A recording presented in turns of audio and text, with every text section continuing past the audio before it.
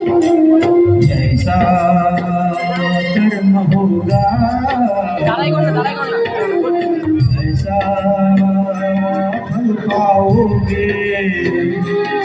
इसकी कर्म का आधार है परम का दर्शन, यही जीवन का सार है, यही जीवन का सार है। ऐसा सोचोगे तुम ऐसा बन जाओगे, ऐसा कर्म होगा ऐसा फल पाओगे।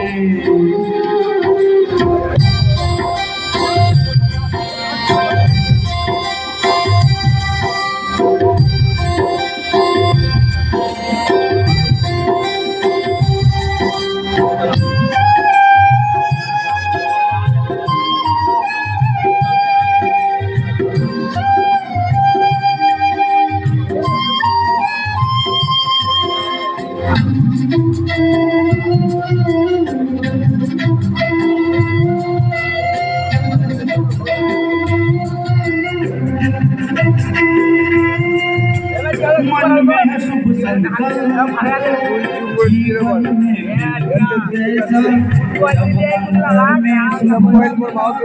दिल में सुख सावन जैसा।